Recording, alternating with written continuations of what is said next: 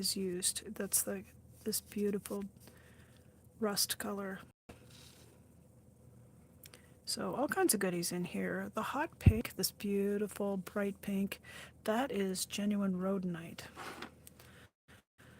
So I've been looking at this painting. It's been done. It's been on the stack for several weeks. And I just keep looking at these older paintings, and I felt like they really lacked definition. So I'm working right now to add in some outlines, and that'll help add some definition to the shapes.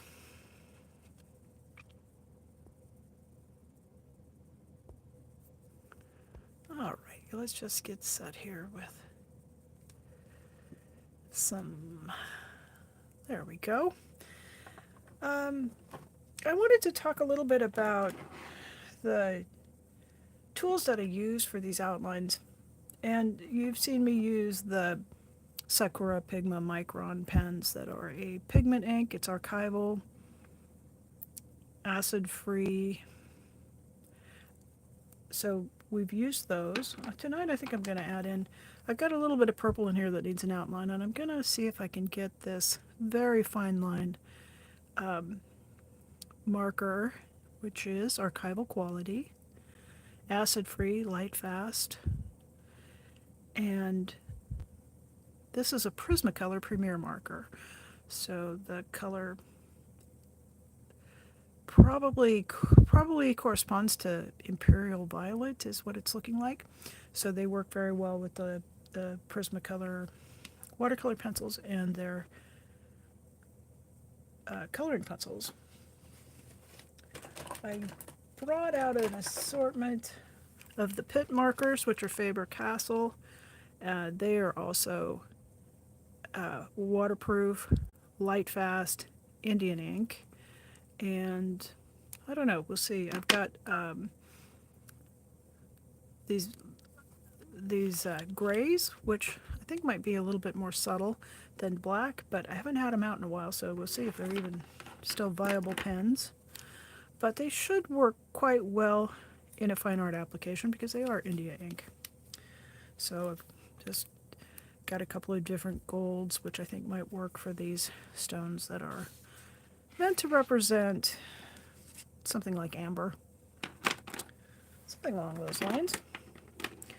While we're talking about it, I want to caution artists about not using something like Sharpies, and let me show you why. So here's an assortment of Sharpie pens, and I love them for all sorts of things, but not something that you want to have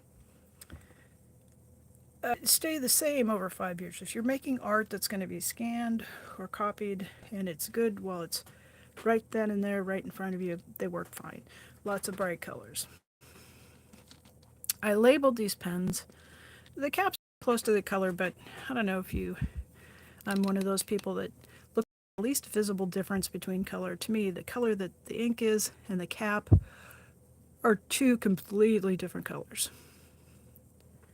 So, in order to grab the color ink that I want, I put a white label on them, and I just take the pen and I make some marks on it. And I've done this to sort of index my art supplies. Well, I've known this about ink. Red is a relatively modern ink. India ink and black and dark blue, that's something that we've had for centuries. But reds and purples particularly, are just of the last couple hundred years. So we don't have the same sort of stability that we would have with the blue ink. Now, if you notice anything about these two labels, you see the blue ink is nice and clear. But this red ink has bled into the label, and it is spread. In this pen, you can see it's spread clear into the cellophane tape that is coating that label. So if you put an ink like the red Sharpie on fine artwork, over time, these have been labeled for probably about 5 years. That ink is going to migrate through the paper, and it's going to ruin your artwork. purples are very, I find them to be quite problematic. They'll migrate too. Here we see the hot pink. It's just all over the place. So I would trust maybe some black and some dark blue, some traditional colors, but I wouldn't trust any of these what I call fashion colors. Even this gold, not only did it bleed all over the label, but that ink migrated into the Scotch tape, the cellophane tape. Whether it probably interacted with the adhesive would be my guess. But be caution and just don't use them on your fine art projects.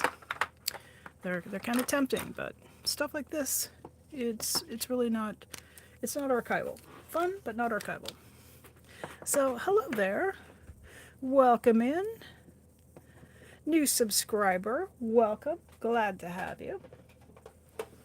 If you feel like sharing, go ahead and drop a note. Tell me what kind of things you like to do, what kind of arts or crafts, or I'm just always interested to see what folks keep themselves busy with.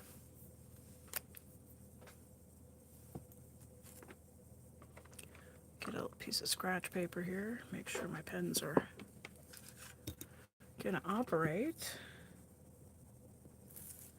Yeah, so I trust these Micron. Sakura is a nice, reliable company that I have used quite a bit of their different products, and I feel confident that this can work on this paper without bleeding over time. But I guess we'll just have to wait and see. But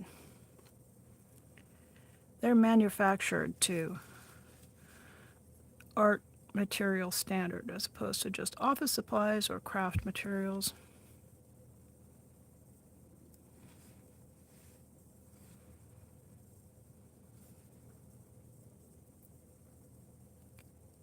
Alrighty.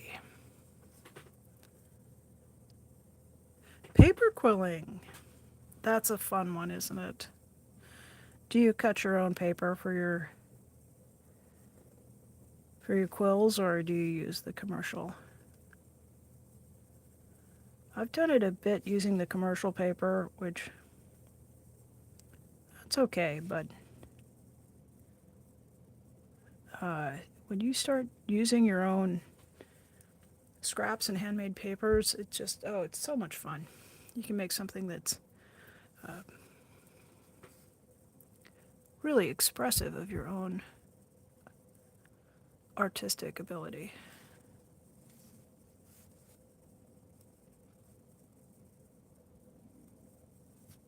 So most of these paintings I outline using black or sepia tone.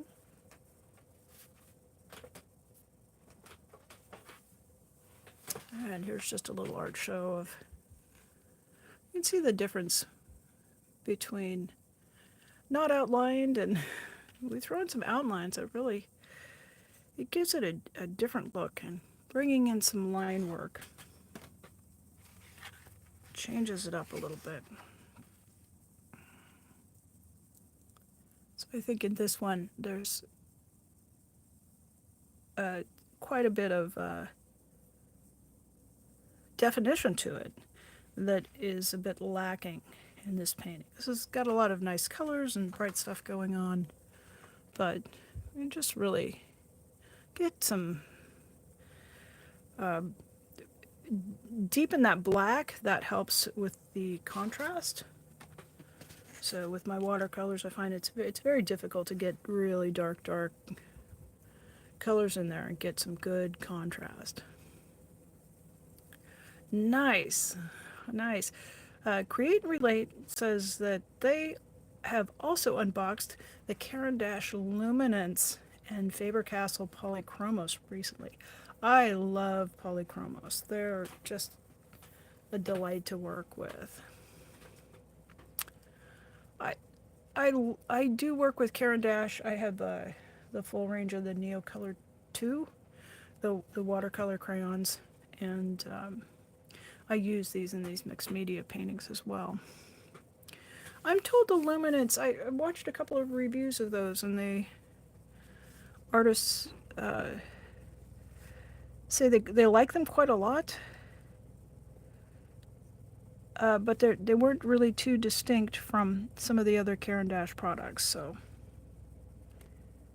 I have not cracked my wallet open for them just yet. But uh, there's just nothing like.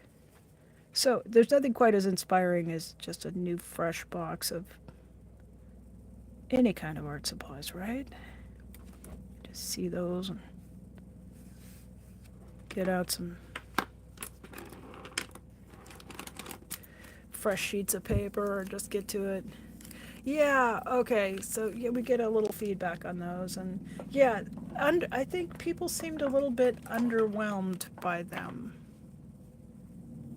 And it's tough because Caran d'Ache it's a company that makes some really just wonderful high quality artists materials.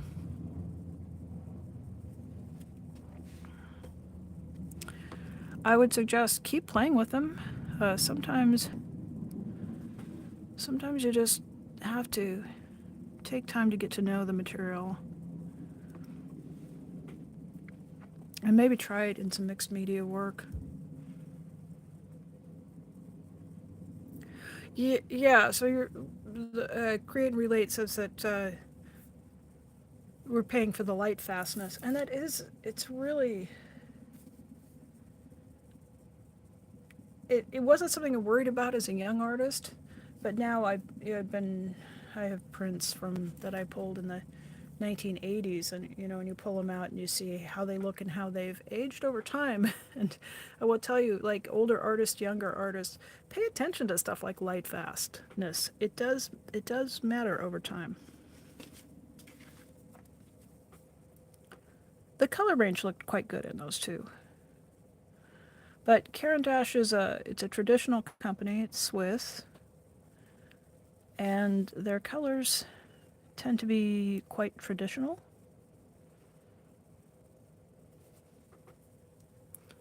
So I've been using, this is an 01, I think I'm going to switch up to an 03.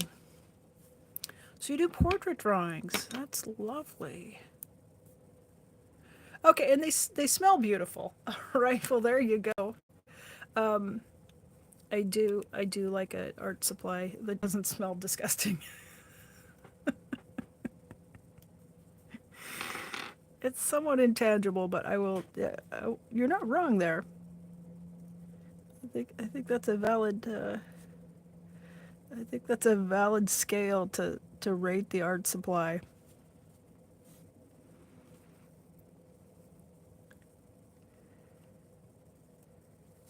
So when I painted this, I had envisioned these Amazonite is the paint that I used, genuine Amazonite, and it's a beautiful blue green translucent paint, and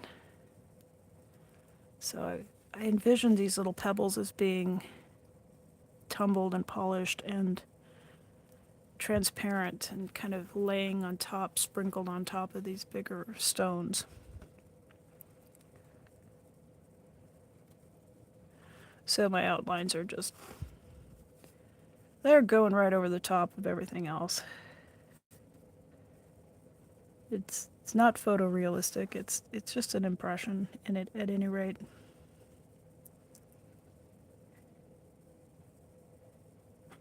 And then I'll come in on the bigger stones and the things that aren't this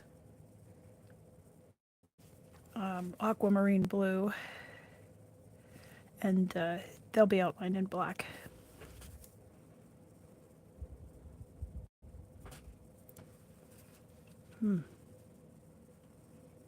So they smell like cedar wood. Well, that's different. Did the set come in a wooden box? It's the actual product smells like cedar. See, for me, if you put that label on the outside and said, smells like cedar, I would go, okay, I will buy that at full price.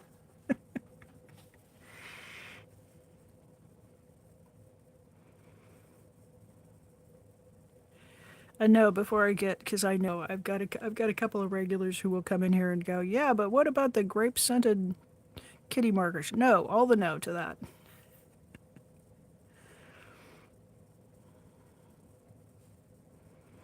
It can't just smell like anything. It has to smell delightful.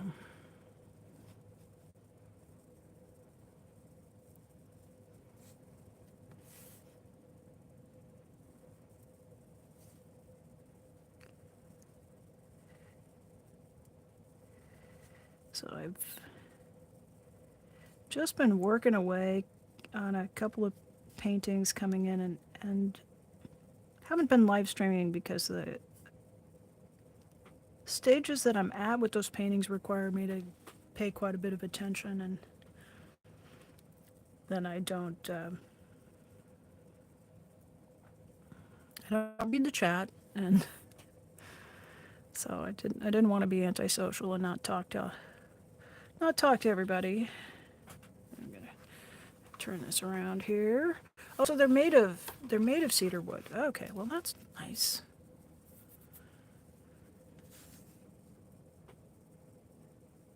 Last time I bought some, and I'm not going to say the brand, I bought some colored pencils, and they were like eco pencils, supposedly environmentally friendly, and they were manufactured in Brazil.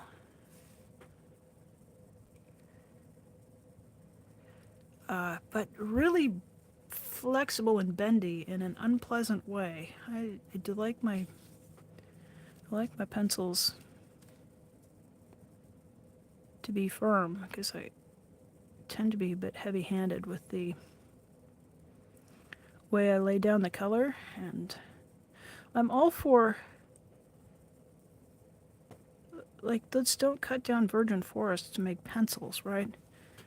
I'm okay with that idea, but I think we can do something better than bonded wood for the barrels of the pencils. I'm out in Oregon. We do have a lot of managed forests where timber is just grown like a crop, and pretty sure that we can manage to grow trees that'll yield good wood for pencil barrels.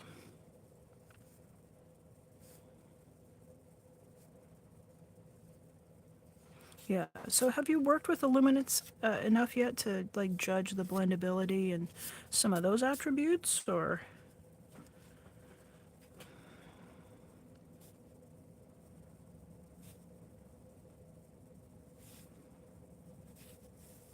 Yeah, I've kind of recently been working in watercolor, but colored pencil is that's one of my favorite medium to work in.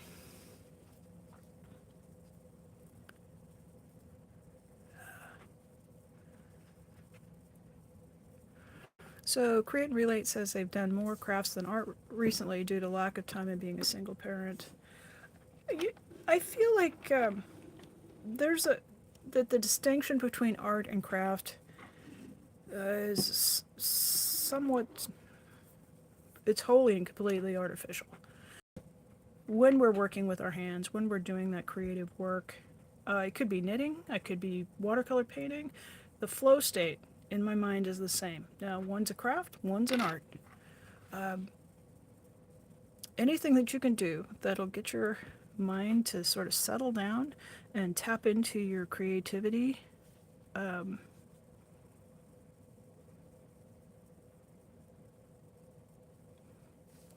I just kind of wish we could just call it creative work instead of. There's almost a denigration of some of the work we do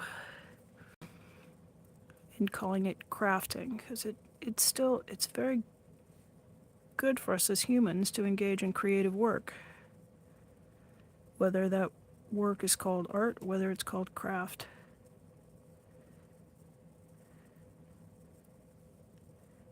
And because there's a handy soapbox right here, I will also say that a lot of that work that gets termed craft is the work of women's hands. And I certainly see quilts that are art, knitted works that are art.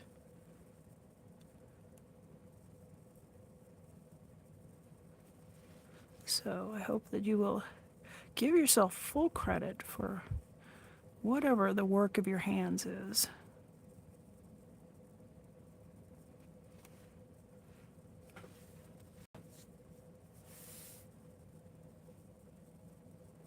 I know as soon as I look at this in daylight tomorrow, I'm going to see 17 things I've missed, but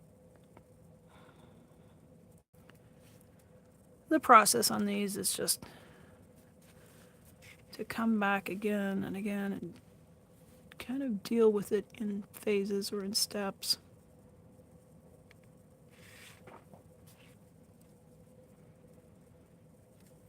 Oops, I think we got some up in the corner here.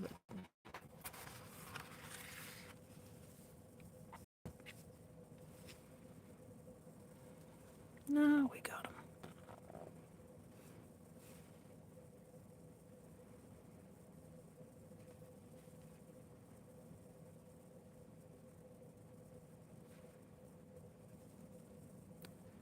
I wasn't sure how I was going to feel about this green, but I've sat down with this painting a number of times and had a black pen in hand and just couldn't bring myself to do it. Actually, as it's going in, I'm liking it quite a lot, so. I figured if I really hated the green, I could re-outline with black over top of it or sepia.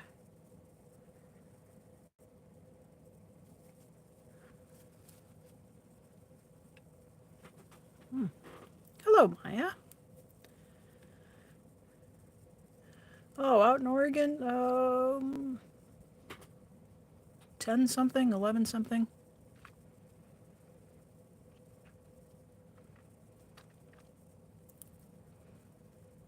Maya, we were just talking about the Caran d'Ache Luminance line.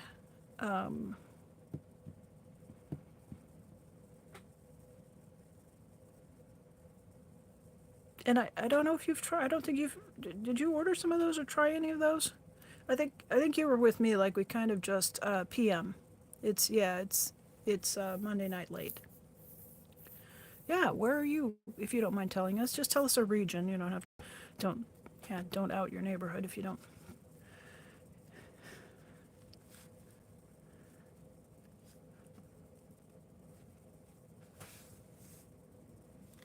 Yeah, Maya is into all kinds of art supplies and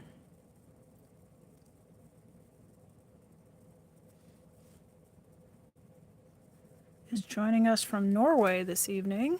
Oh, you're in the UK. Oh, so you're much awesome. Awesome. Well, it's lovely to have you here.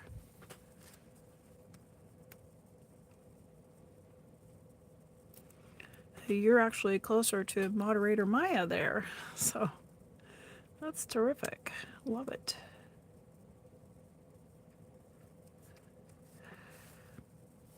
Yeah, usually these are earlier live streams and they tend to be a little on the quieter side, but when we get rolling, we have people coming in from all over the place, and it just makes me smile. We have folks from Australia and the Philippines and Japan and hey, Tampa Bay, man. My golly, you must have had. I've been thinking about you. It's good to see you. How are you doing? How is life treating you? Have you been painting? And I've missed you. It's terrific to see you. So, yeah, coming in from Florida. Yeah. Lovely. Well, the Insomnia crew they're my people, so. Yeah. Maya, if we busted you again. Luminants are the new Caran d'Ache ones that are kind of in between.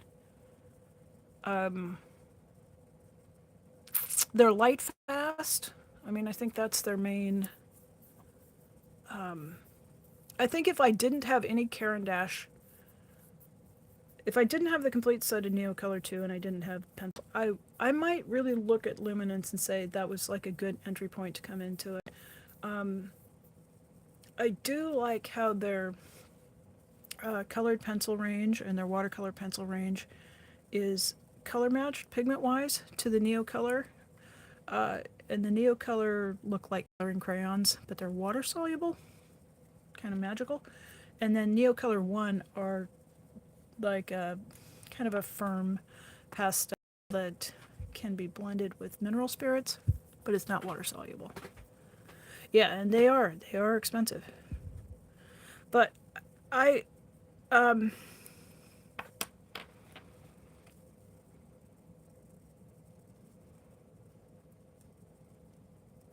don't think they're outrageously expensive. I'll just put it that way.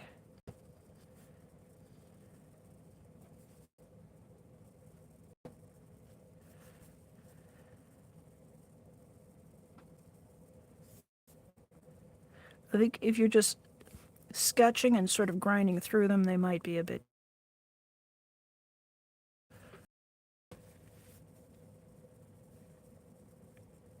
I don't know. Yeah, you'll lay out some money. You for sure will lay out some money with those. But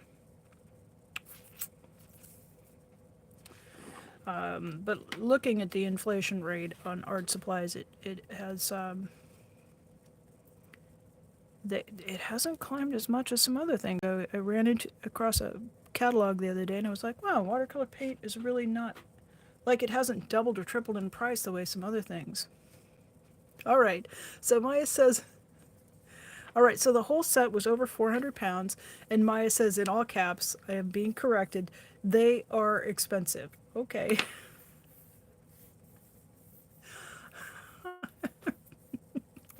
I'm, yeah, please forgive me. I look at it and go, a pair of new jeans? That's expensive. New art supplies? Oh, I can afford that. I'll just rice and beans. We'll have rice and beans this week, and then we can afford that. So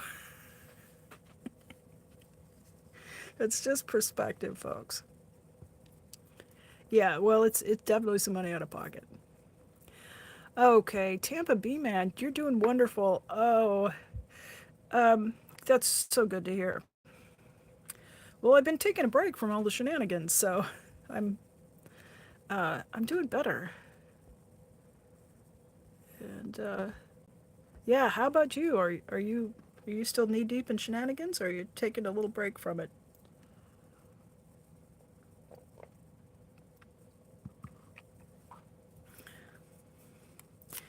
There are just places I just don't even go anymore because of the. I biologically can't take that drama. And since the beginning of this year, we've just had so many people here in the States who are just trying to tell other people what to do and how to do it. And it's just wearing me out. So,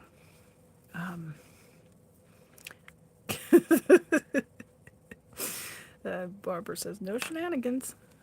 Okay. All right, so I've switched to a brush tip Pitt Artist Pen. It's Faber-Castell and Dark Naples Ochre. Oh, that's a wonderful sounding name. Indian ink. It's waterproof. Maximum light fastness. And looking back on artwork I've used these on, I don't find that it bleeds or spreads in the paper, so I'm okay with adding this to the mixed media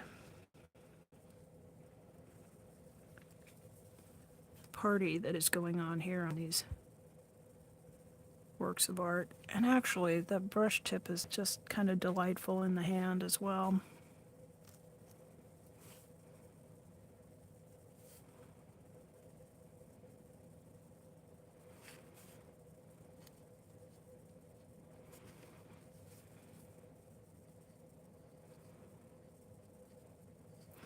So what we do here,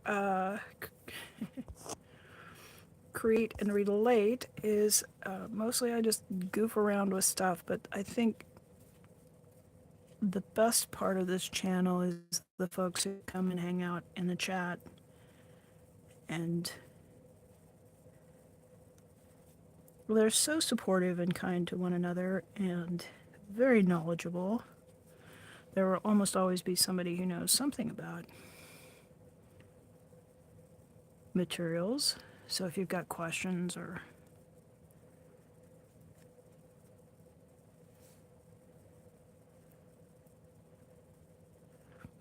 technical questions or any of that kind of stuff, it's a really cool place to, come and chat. That's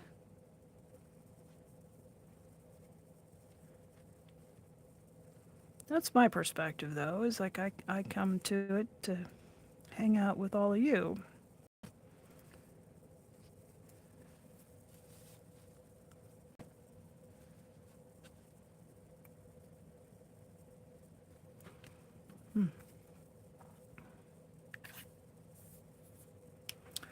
Oh, Cher is right here. She's curled up on a cushion, and she already had 2 bonus meals today, so we should not have any howlin' kitty. So she's doing really well. And she's recently learned to purr. I know that sounds kind of goofy, but I have this cat that I stopped into the Humane Society. My cat had died, and I stopped in to see if there were any senior cats, and just wanted to check and find out what the adoption fees were. And next thing I know, I'm walking out of there. I've got this long-haired orange cat, and the gal at the shelter said, "Well, tell me about your other cat." And I said, "Well, she was diabetic, and she had some complications." And the girl said, and this was like, she was very young, like under 20, so young person. Her eyes lit up and she said, "You know how to work a diabetic cat?" And I just kind of went, "Well, yeah." And she goes, "Oh, come with me," and led me to this new atrium that the shelter had built, and a brand new cage. It was acrylic, so it was like see-through, and she was just like a jewel in a box the way they had her displayed there. And she said, "This cat's just literally come from foster care. She's been here about 2 hours. And she came from a hoarding situation where she was nearly feral. And she's diabetic. And she needs someone who knows how to administer insulin." And like I said, next thing I knew, I was walking out with a cat in a box and 2 cases of cat food. And I just had stopped in to see what it would. So next thing, this cat, and I got her home, and she was just a wild thing, absolute, not socialized. And she had been in foster care for quite some time, and I think they had just kept her in a kennel because she had, like, she was almost floppy. She had just had very poor muscle tone, and took a long. She would take her shots. She was such a good girl about that, but she really didn't want to be petted. She didn't want to sit on my lap. And so after, I think we're going into year 4, and just in the last month, she's decided that when I'm reading in bed, she wants to lay kind of up on my chest and shoulder. And the other night, she started purring, and it was really wonderful. I think she just maybe was a kitten that was taken from her mother too early, and it's just taken her a while to get stuff figured out. But my very first cat was just steady, just always a good cat, just rock solid. And this one is every few weeks it's some new thing. So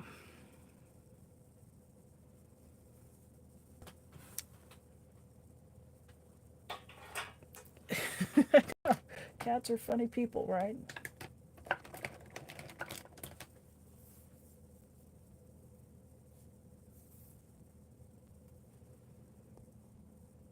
Let me catch up on chat here.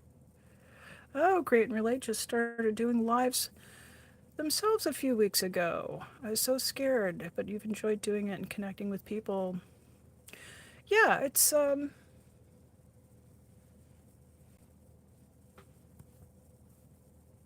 I think I've got about 130 videos or so in, and they're all just mostly this. I do a few shorts and a few other things, but um,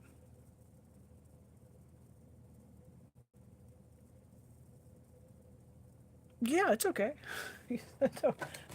I would sometimes I rave about it, and sometimes I kind of curse it. The live streaming.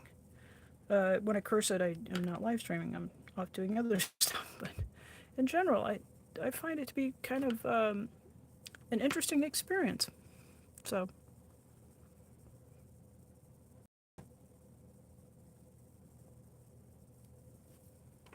there, see, we got people connecting, so that's good.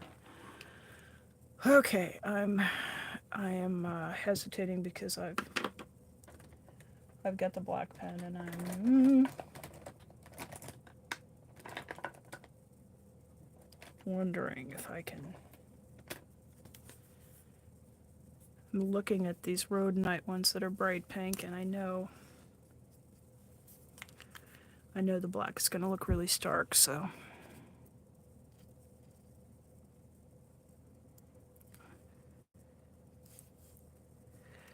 Got this is, not all of them say what color they are.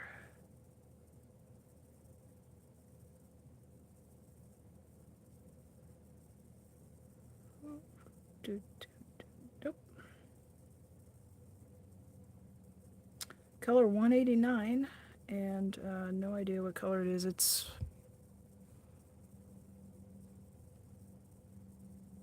a warm beige.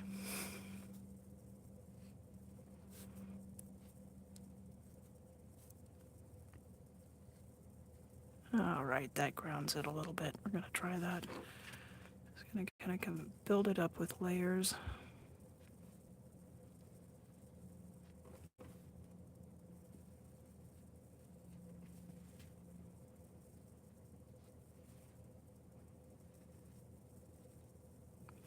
I'm trying to keep these fairly. Oh, do tell! Tampa Bee Man has hoarded some new art supplies.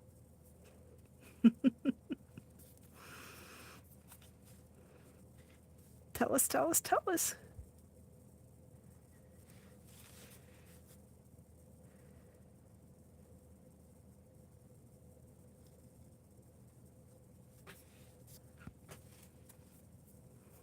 Yeah, I recently clocked 1 year since getting the six stents in my heart. So I was thinking about you, and I was like, yay! I know. Yeah, we'll just celebrate that kind of together.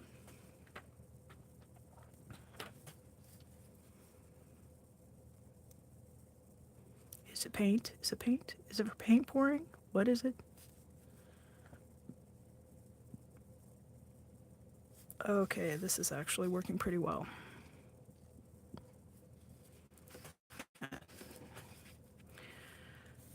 Just want to add a bit of a shadow around the edge here, and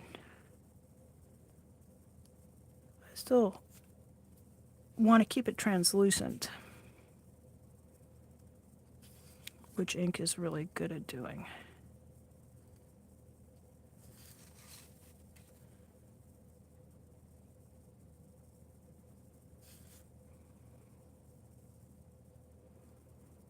Yeah, I know Maya has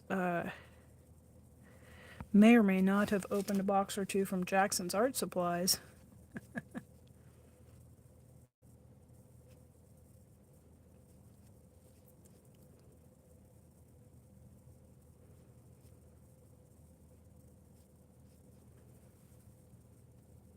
Yeah, Maya does some amazing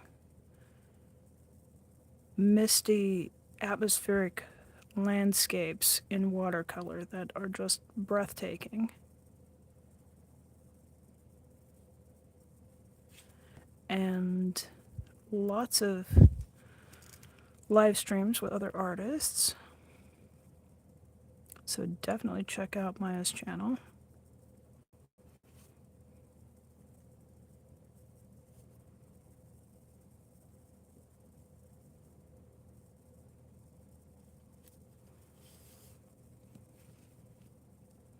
Gail, hello. Well, it is a lovely evening in here. Good to see you. Yeah, I was looking through a couple of old live streams, and I was running the live chat, and I was looking, and I thought, oh, I haven't seen this person in a long time. I haven't seen that person, so lovely to see you. Yeah.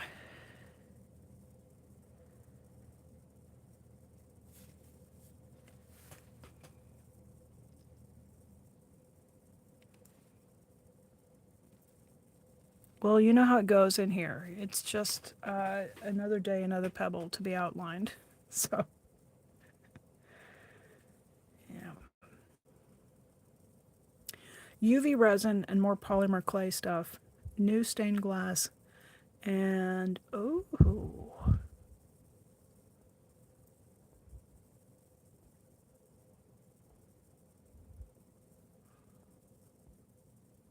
Ooh. What are you doing with the UV resin? I keep thinking about that. Every once in a while, I look at this paper and I think, boy, some of these could easily be trimmed into a drop shape, like an earring or a pendant. And I wonder about somehow encasing them with a resin to make a sort of a jewelry.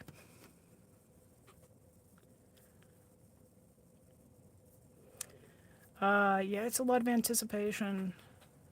Getting those kitties back to school. Ugh, that is, it can be a task.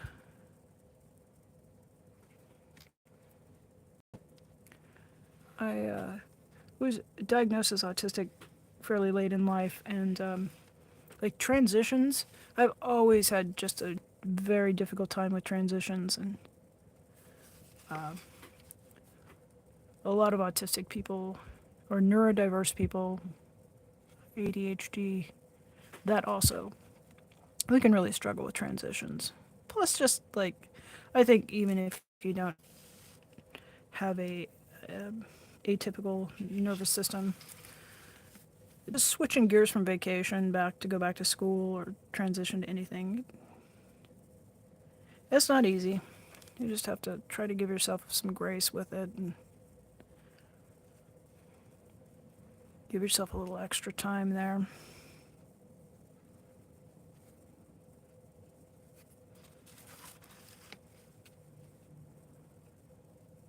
I always, I'm just kind of, like, especially working with the semi-precious stones, like working with the amethyst and the amazonite and the rhodonite, I think, boy, because I also do beadwork and jewelry, and so, of course, there's some cross-pollination between those crafts. Ah, well, see, I, we find each other, and that's fantastic, so, yay. I could let all of the weird hang out and just not be. Oh, I'll always be self-conscious, but anyway, you're in good company.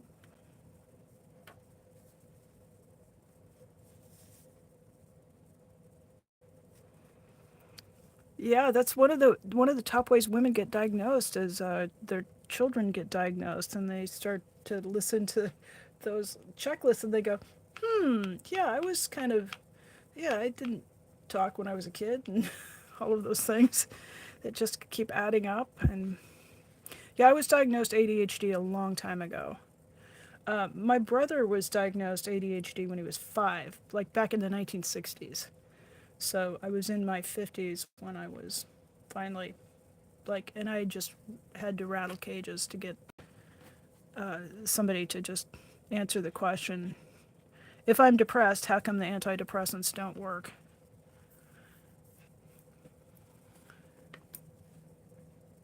And, there's so many people in my family who are neurodiverse, lots of nibblings and uh, autistic, nonverbal, very high support needs autistic,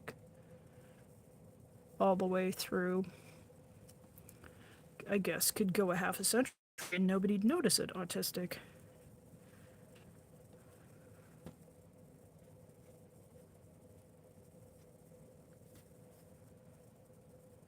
Alrighty, hang on, I'm gonna give this a. Wasn't diagnosed till 40. Ugh, just. I hope in 50 years that women don't have to keep going through this the way that we have in the past. It's going to get better, right? It's going to get better. And the more we're here talking about it and just opening our mouths about it and making connections about it, I think the better it's going to be for other autistic people to find out that they're just wired differently. And stop trying to get ourselves to fit in all of these places. We'll make our own corners and nooks and crannies and big wide open arty spaces.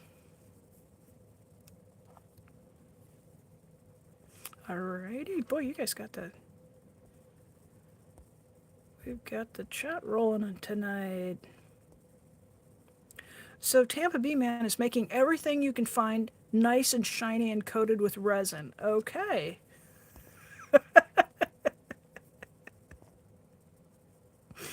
I love it. Yeah. That sounds about right. Nice. Oh, so Create and Relate says that's where the relate of your channel comes in. Got it. I love that.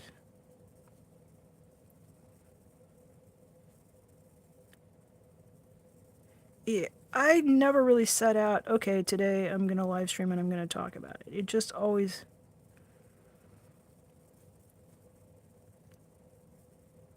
seems to be part of it, which makes sense because it is just life. That's just how some of us go through and go through our days, go through our whatever we have going on.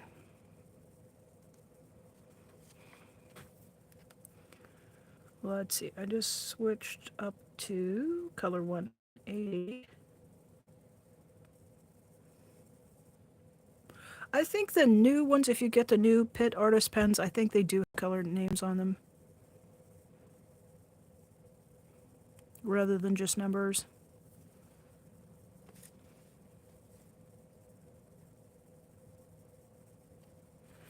I do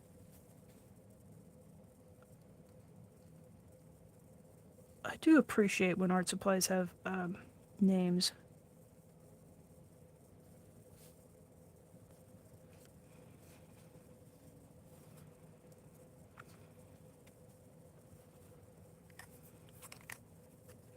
Alrighty. Well, thank you so much. It was very lovely to meet you, and I hope that we'll get to spend more time together.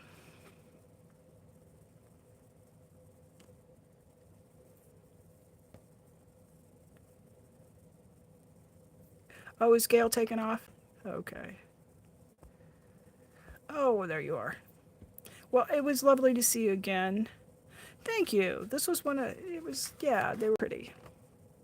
It's that genuine rhodonite and like amethyst and stuff. Hard to go wrong with beautiful colors like that. I was so glad for you to come in and see you again. So.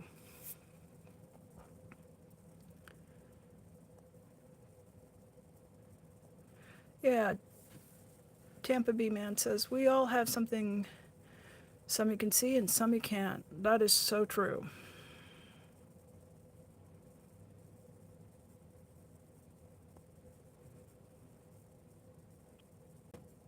Mm. Maya.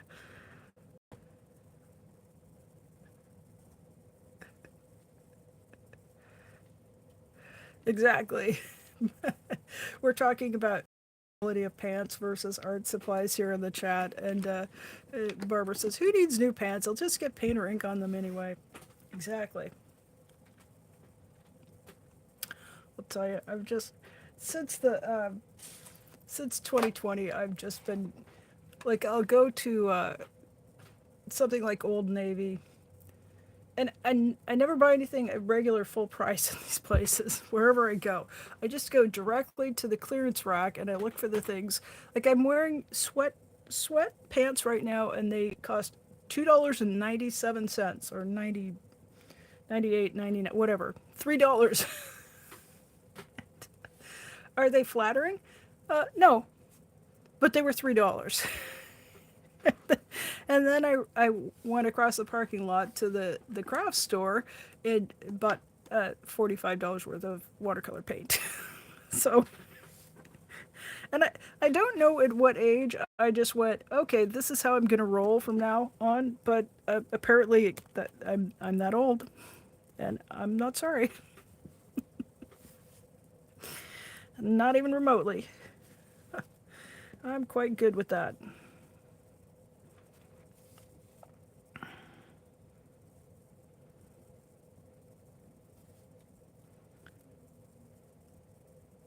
I'm just like, why would I pay $24 for a pair of sweatpants when I can wait until they're on sale for $3?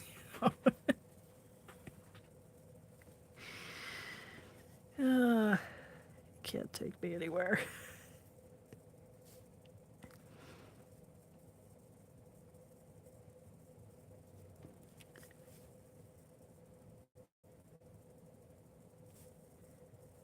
Okay, coming in with the black pigment marker. I mean, and how many of these things have I done with black? I don't know why I'm holding my breath this time. I think sometimes when the painting turns out particularly well, and you just don't want to make a mess of it. That's all.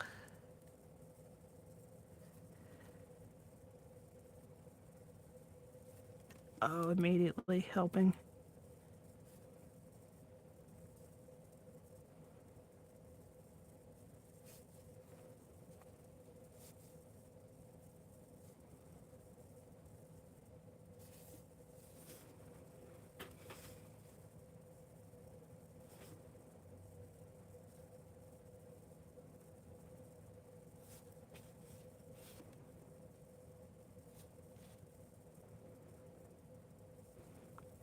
So I painted this particular painting the day I bought the tube of Amazonite paint. I went to the art store and picked up a few things and came home with that paint and just got it out and smooshed a little bit of it onto the palette and went to town with it. I think I must have painted for 6 hours that day. It was just such a wonderful, inspiring color.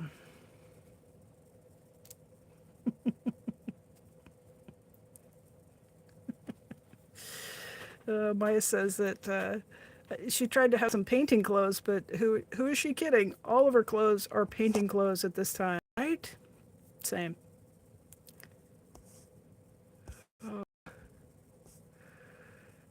Barbara's been breaking dishes for mosaics, and I've got slices in every finger on your. Oh, you got new gloves and forgot about them. Ay, ay, ay.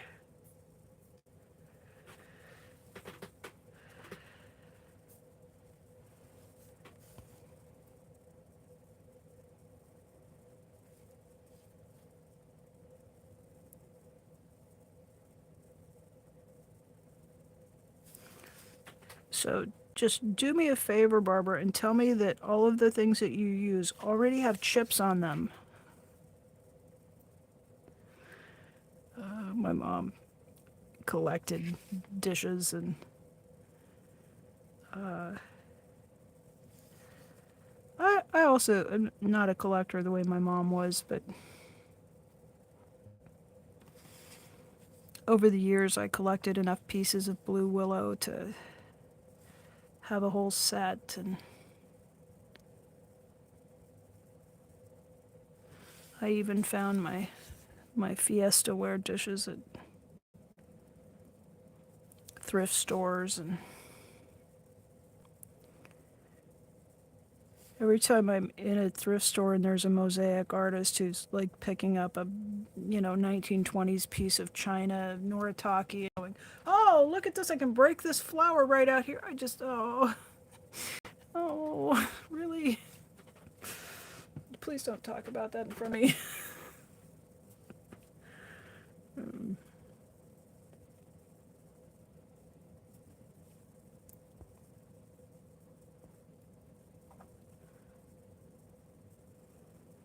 Yeah, you could bash all that 80s and 90s china into little bits and pieces. I won't complain about that.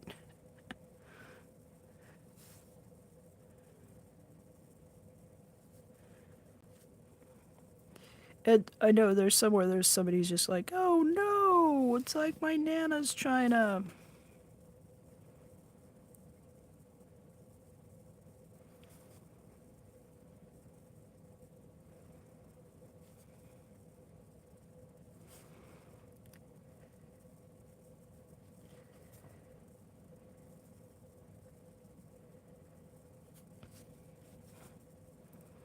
Yeah, new mom, uh, dad's new wife kind of got in there and freed all of my mom's china collection, so by the time I learned what she'd done to it, it was too late. I would have gone to the thrift store she'd donated it to and bought it all back, but yeah, I guess that's the thing about dishes is that, especially commercial china, it's all mass produced, which means you can call replacements and, order it up.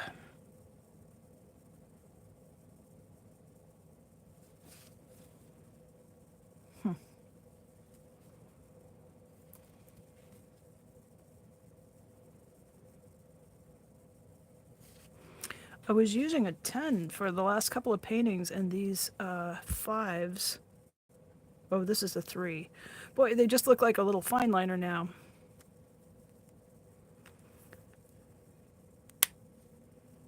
Yeah, that's true. So Barbara points out it's preserving the memory and beauty of the china and art that can be enjoyed again, and that's true. That was one of the kind of the downsides of a china collection is it gets put in the cupboard and a door closed on it. You don't see it. You really don't enjoy it. And my mom had a couple of china cabinets, and she displayed some depression glass and some beautiful china from the 1910s and 1920s, and but if it's made into a frame or a side table or a coffee table, then you are literally looking at it every day.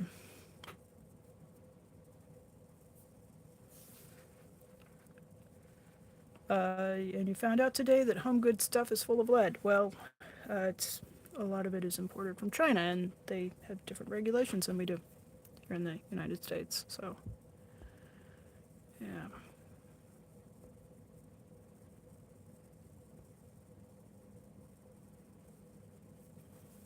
Yeah. So, what do? You do like the like trays, and I bet you do all kinds of stuff with that. Well, of course. We have reports that China may or may not have been resined. I would not have taken that bet. I would have said, of course, absolutely. Why wouldn't you? What took you so long? Oh, I do like those. You used to see these charm pendants that were made out of a, kind of a broken piece of china, and it would have probably copper foil and lead free I hope, lead-free solder and a loop on the top, and they've just been turned into charms, like a bunch of pieces around a bracelet for a charm bracelet, or kind of cool. I'm going in with the big 10. I'm just all over the place with the lines on this one.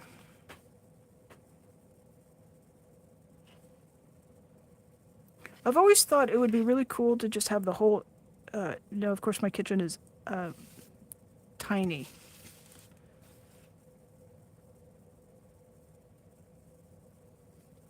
Not kidding. 4 feet by 8 feet. And my counter space, very, very limited. But I've always thought it would be really cool to just have the countertops and backsplash be mosaic like that.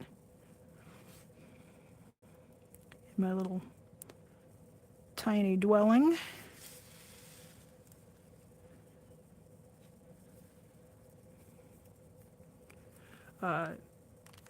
When I moved back from Alaska, I got one of the boxes out of the. I had my car shipped back down. I flew back, but I had my car shipped, and it was, of course, packed full of household goods. And when I was unloading my car, I had a box that had Bauer bowls and all kinds of cool stuff, and it just slipped and crashed. And now looking back, I kind of I think some of that pottery would have been really great for mosaics, but I kind of opened the box, and there was one Bauer bowl, that beautiful kind of jade green in the middle bread bowl, and everything else broke. And I lifted the one bowl out of it, and then I just put the lid on it and just went right to the trash can.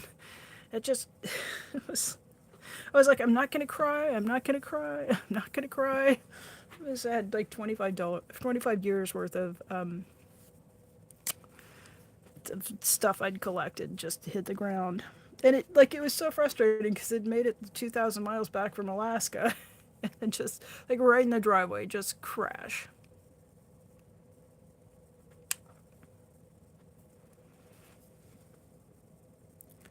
Prepare and overthink. Why, ma'am, I don't know what you're talking about.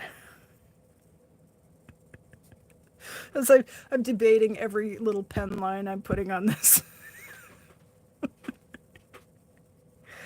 Yeah. I mean, now, the regret is like I didn't turn it into, like, what an amazing, like a patio table would that have made. All of that early 20th century, beautiful, glazed.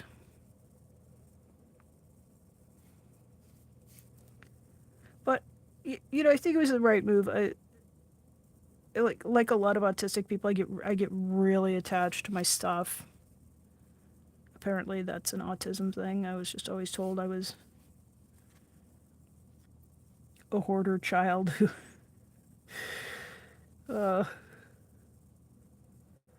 had memories of saving every scrap of construction paper in my desk, and then coming home from school, and periodically mom would clean my room out. That I would come home and open my desk drawer, and all of the paper scraps would be gone, and I would just have an absolute, 6-hour meltdown over it.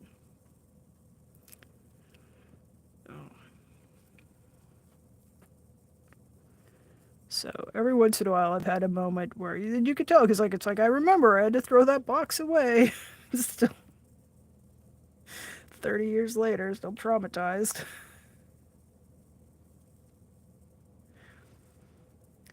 But that's kind of the downside of a creative brain, because we can look at things. Oh, see, that rock looks so much better, right? Doesn't that look better? I think it looks better.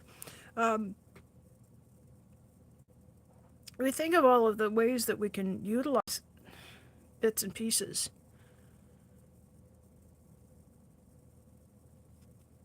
And as a quilter, I don't throw away anything that's a textile, because it just goes in the scrap bag, and I'm like, that's gonna make it's gonna make a quilt.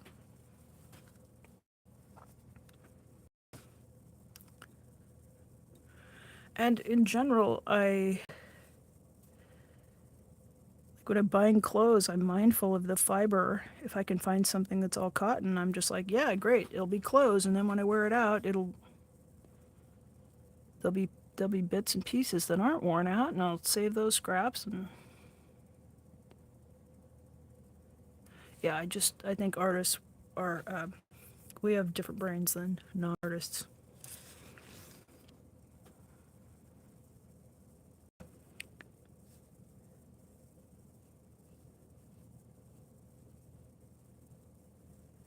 You know, when I first started doing these, I was so careful to just get the tiniest little line.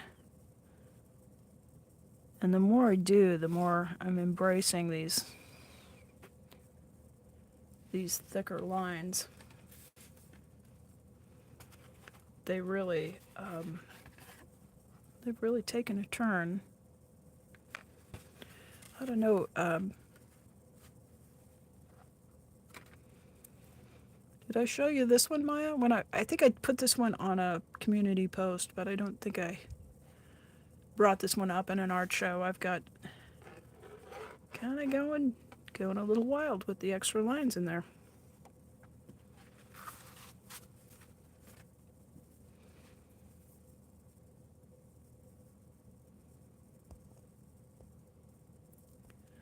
Yeah, so some of the stuff that's coming out of China looks like it's glazed, but actually when you break it down, it's painted and then there's a lacquer over the top of it. And the paint tends to have a lot of lead in it because lead is added to make the paint opaque.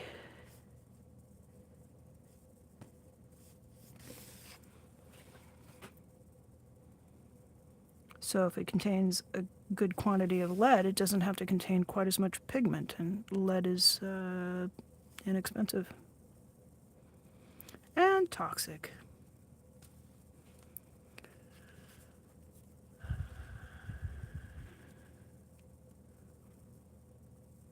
Okay, this one is just floating here like a ghost. This poor stone. They're good. They're good once I get them going, but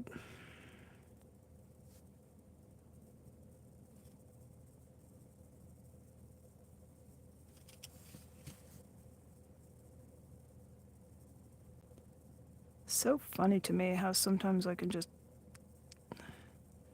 jump into these without hesitation. Other times you just gotta stop and ponder every little line.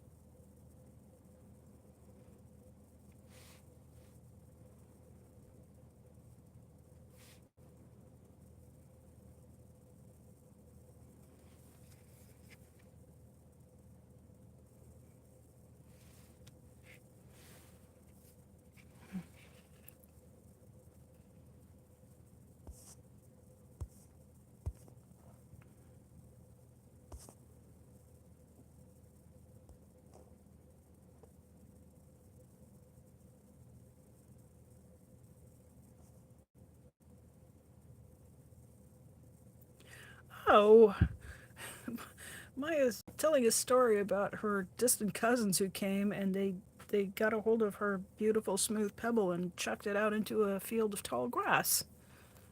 And she spent hours looking for it. Would probably likely do the same. What bratty cousins you had.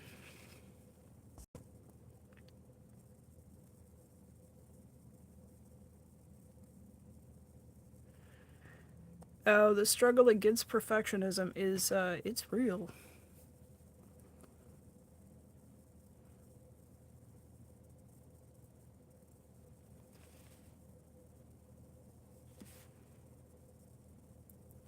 I think I explored that a bit with the art journal.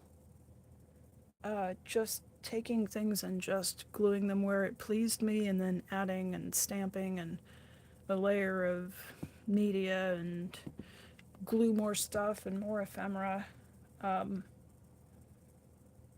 And that's why it's this wide at the spine and this wide at the edge of the leaves. It's got so much stuff glued in it. And I cut a couple of, what do you call them, a magazine? I cut a couple of the sections of the pages out of it just so there would be more room for all of the ephemera. But I think it was quite good for my creativity to push against perfectionism and just let something come together and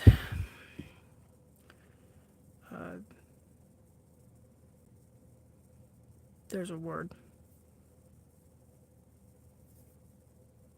Develop doesn't quite get it, but I mean, that's just something kind of comes into reality, whether it's an art journal or a vision board or a project. You know, if you let it evolve and grow in the way it wants to grow, there's a serendipity to that that you kind of can only capture if you don't try to plan it, because you can only plan what you know, right? So you're going to be limited by what you know. Whereas if you can let it go a little bit, let your creativity out of the pen you keep it in, you might be surprised at what appears. So it's valid, I think, worthwhile to engage in that kind of art play.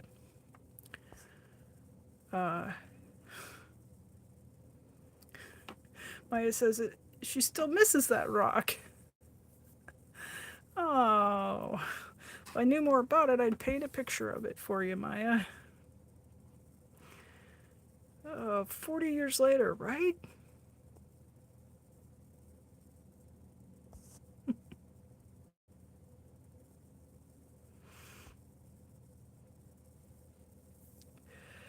Well,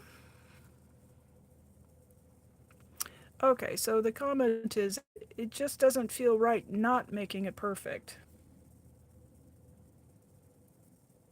Well, that is one feeling. I mean, if you can let some other feelings coexist along with the love of perfection, right? Like the exploration of whimsy. Jody Spumoni, hey, hello. You popped in on a good night. Good to see you.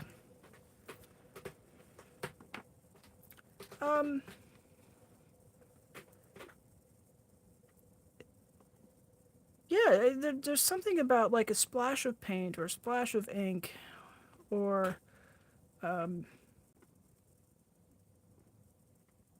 was using rubber stamps with archival waterproof ink and lots of the Tattered Angels shimmer sprays, which are water based, but they're messy, right? Just defy being controlled.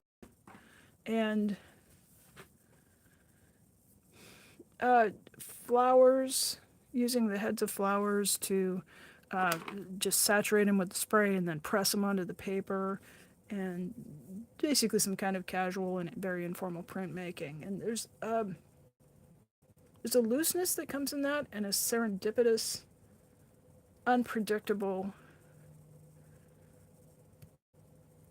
aspect to it. I hate it. Now, would I ever give up being a perfectionist? No. No. No. No, that's always gonna be my strength, and I will never call it anything other than an absolute strength. But yeah, is it good every once in a while to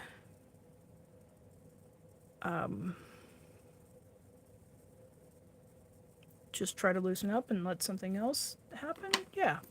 Yeah. I mean, you don't have to give up on the perfectionism in order to spend a little time with chance, I guess. Chance.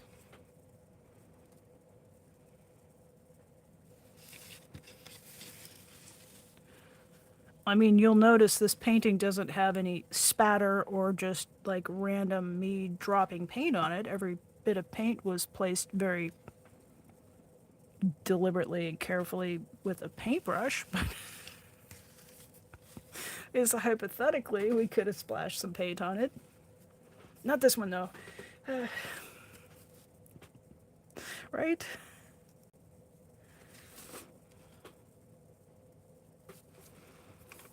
This is a fairly dark gray. This also is India ink. And yeah, once again, no color name. It is color 233. Fairly mid-tone, warm gray, I would say.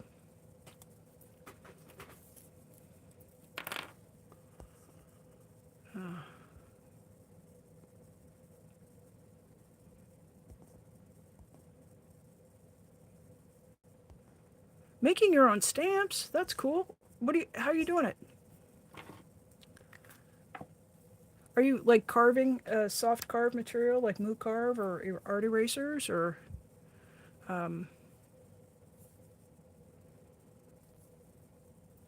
yeah, Maya's been stocking up on pigments and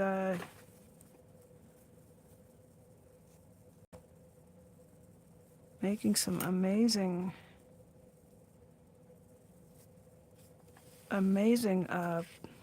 watercolors.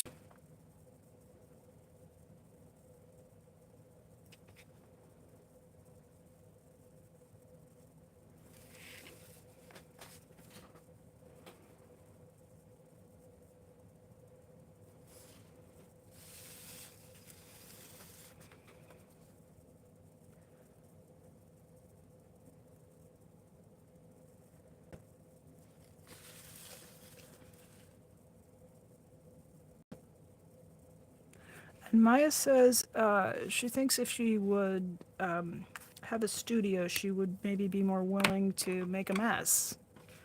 I I was just looking at my porch yesterday, today, I don't know, daylight hours, and thinking it's time to clean all of the dust off the porch. I've got a 4x8 table out there, and I lay paper over it, and I get that time of year where I get all of the spray media and everything that's messy, anything that's glitter, and I just go to town, but I do it outside so that I'm not getting glitter in the peanut butter inside.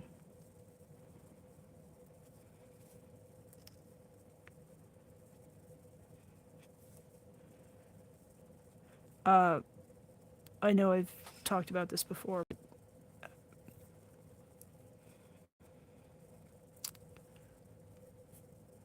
I guess it doesn't matter if I repeat myself. I use my living dining room area as an art studio because I don't entertain. My entertainment is doing art, so it's just basically when I moved into this place, I just went, yeah, I'm just going to do it to make myself happy, to please myself with how my house is set up. And, I don't need an office and I don't need a guest bedroom and I don't need what I need is, a studio for my fiber arts, for my quilting stuff. And what I do need is a place to engage in artwork. And, if the neighbors want to come for a cup of coffee, they can sit on the deck with me, you know. And again, I think this is one of those things that you hit a certain age and you're just like, it's the permission slip to just be an eccentric old art lady. Kind of got my ticket punched and went for it. And I think if my living room was a formal living room with, I do have a sofa in here, so not totally not a living room, but like I wouldn't use this room. I would be in whatever corner I had set aside and designated the art area, and I'm really glad that I just let a big portion of my dwelling be a place for me to make art.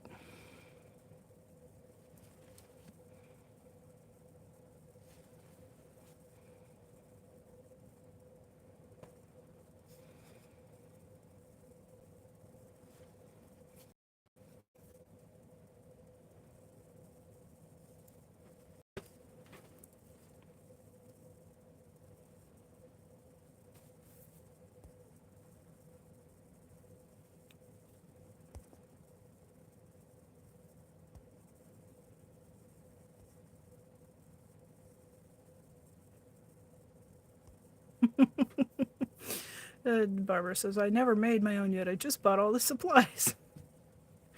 Yeah, been there. Am there. Yeah.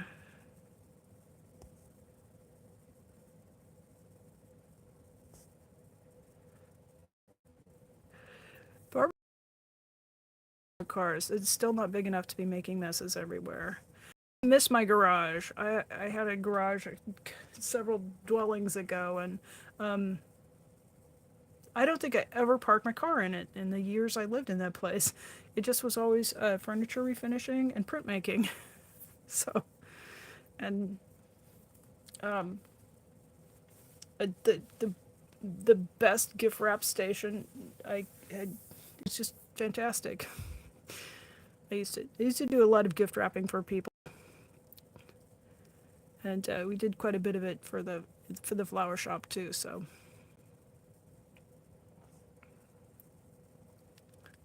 hey, so Barbara, I've got a question. Do you use the? I've been looking at this tool, and it's got a handle and a ferrule like a regular bristle brush, but then instead of bristles, it's got a paddle of flexible silicone. Do you use those? And if so, do you have a brand recommendation? I've been kind of eyeballing those.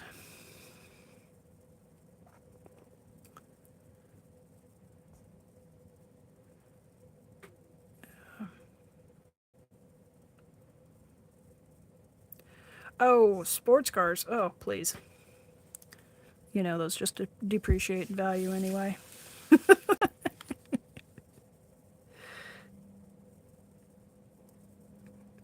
Last fella I dated he was a car guy, and we went through everything from like a '65 Mustang on to yeah, just buy the art supplies.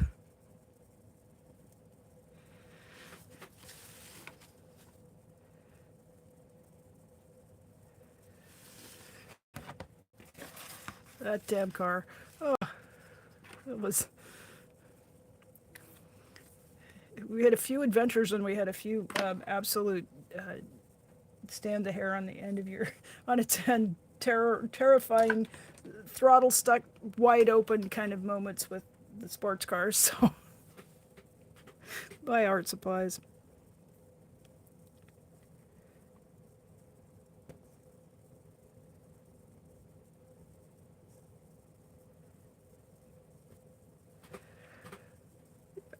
I did. Were you here? You, Barbara, you weren't here. I sprung for a $20 brush a while back. I got a. What is this? Silver Atelier Blending Quill. And is I I might have to go in and buy the one. I have to look for one that's maybe a little bit smaller. This works for really beautifully on the. I've kind of been working in the 5x7 format. It's fantastic. Glad I bought it. Need to go buy 3 more.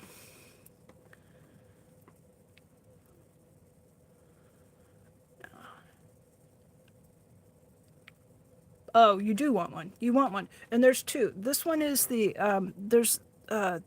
this is the blending quill, and it's a little bit.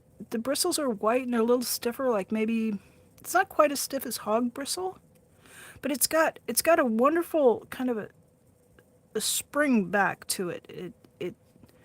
Then they make a liner brush that's got a softer bristle, but it's really full in the belly here. Like it's just chock full from this area, and then it's much thinner here. So when you get it wet, it just goes to this beautiful taper, and it just makes such an expressive line. And it was under $20, so I don't think that's outrageous for a tool that is going to,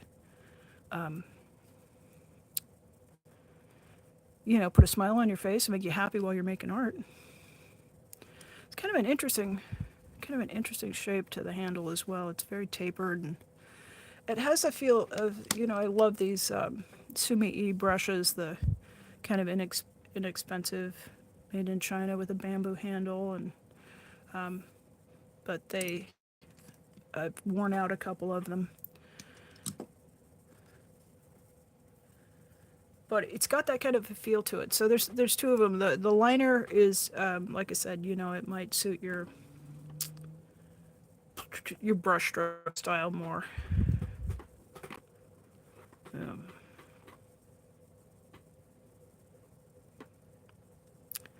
You bought new liners. Like what size?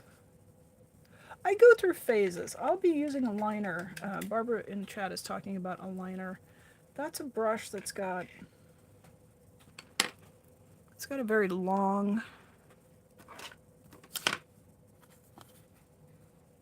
the bristles are very long. So you can get quite a bit of paint in it, and then you can use it to make thin lines. And because it holds enough paint, you can actually make quite a long line with it. So, but they're not great for like little stuff like this. But when you want to do like a trailing vine or lettering, a liner is helpful with that. Or pinstriping a car.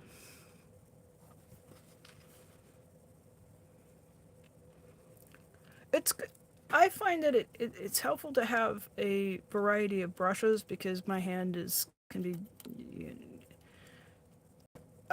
I can use a regular round most of the time, but there's other times where a flirt or a straight is just the brush for the way my hand is working on any given day.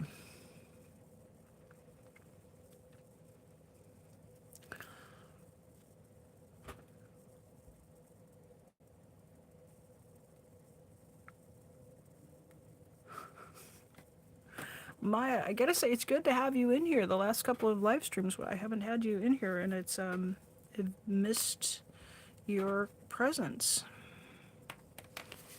All right, let's put a line around this bad boy. I feel like I'm probably getting too many colors in this, but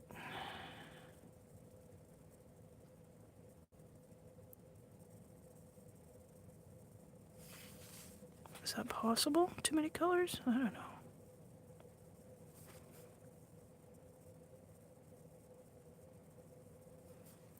Definitely need a different touch on this pen than the pigment markers.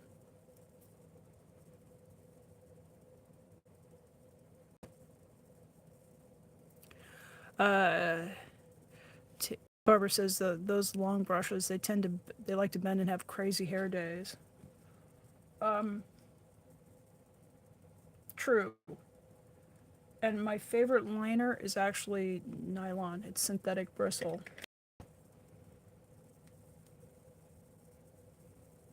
Which, a natural bristle brush is always going to have a crazy hair day.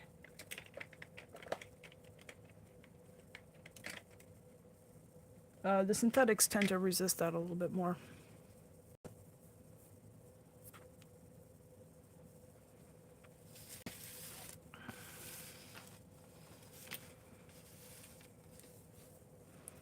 So I'm trying to be mindful not to spin the painting too quick and give everybody motion sickness here. But I'll tell you, when I'm not live streaming, this thing might as well be on a lazy Susan, because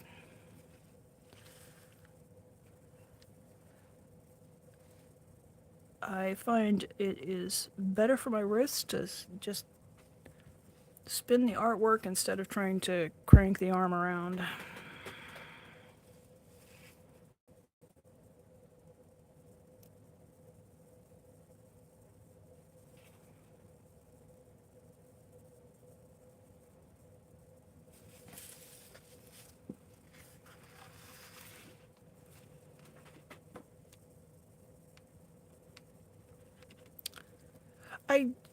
That's true, Maya. But I was just streaming at weird hours.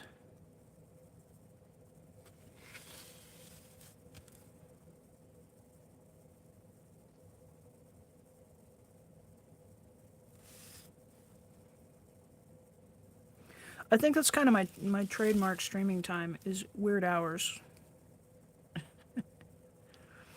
But at least I've got the internet back. I think every person in my neighborhood was like downloading Easter recipes last week. I could not get a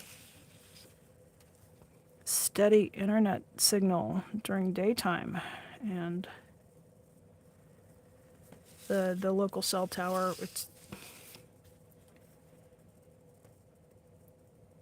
I've got AT&T, and they're always just saying, "Oh yeah, the tower's down. Oh, we're doing more work on this tower." Every time I drive past it, there's a AT&T truck there doing some work on it. I I don't know. With as much as they charge us for our family account, they could have bought 3 brand new cell towers in the last very short order. And AT&T, don't tell me you don't have money to upgrade the cell towers. For Pete's sake, you're getting all of it from me.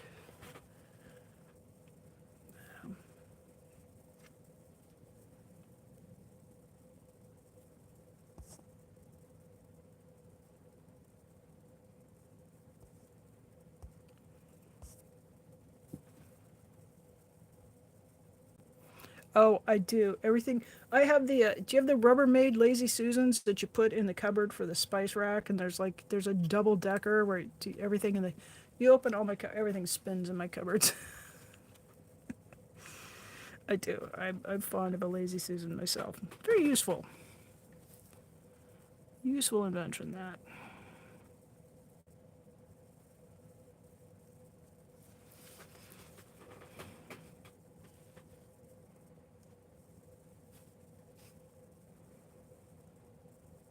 And there I am cranking my wrist right over.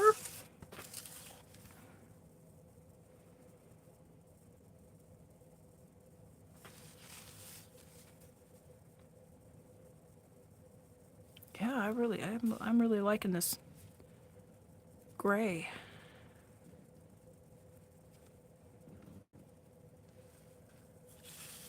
Okay.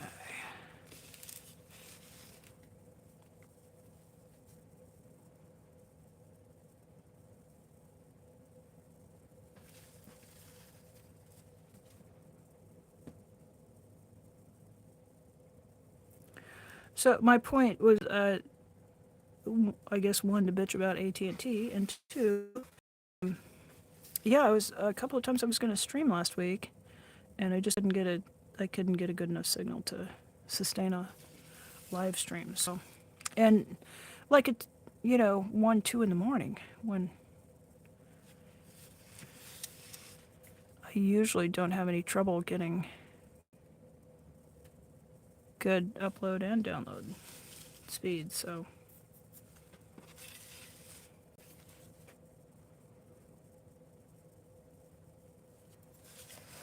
For whatever reason. Well, that just turned into a big black circle. That's okay.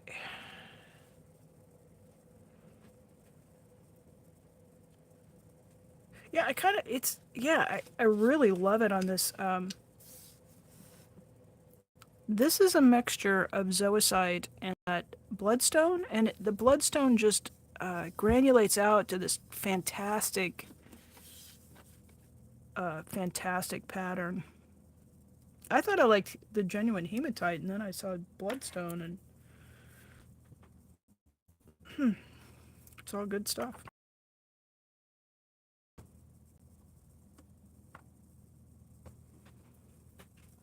How are we doing on time? Where are we at here? Oh, we might go for a while longer.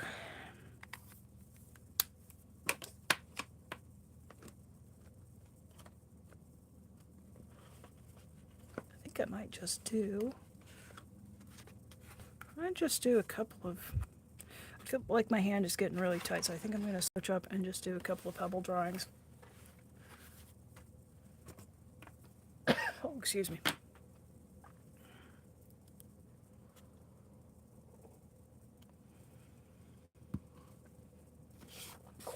Yeah. What the hell?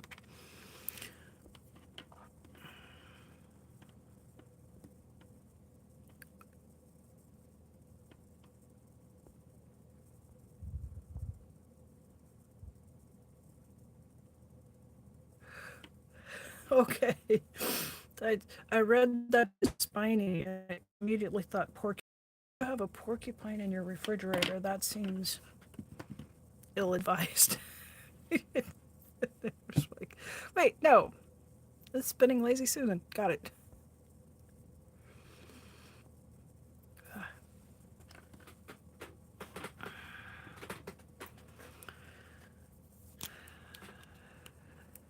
Been a while since I've done one of these. Let's see if I've still got the knack.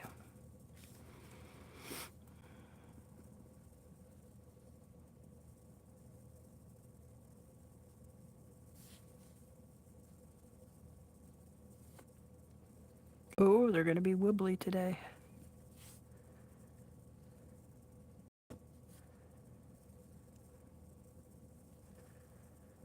You never know. I never know until I start drawing what kind of shapes the pebbles are going to have.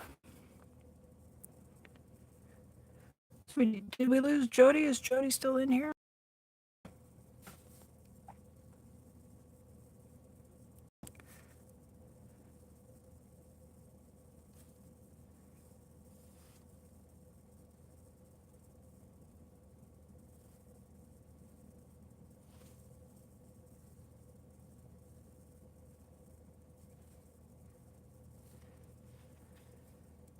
Looks like we actually had some decent weather in Oregon this weekend, so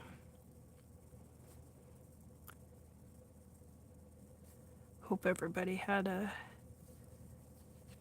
good holiday.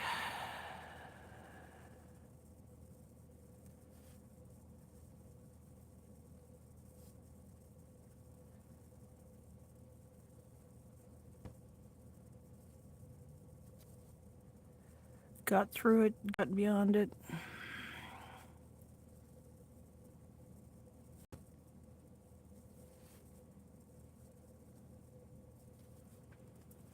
Yeah.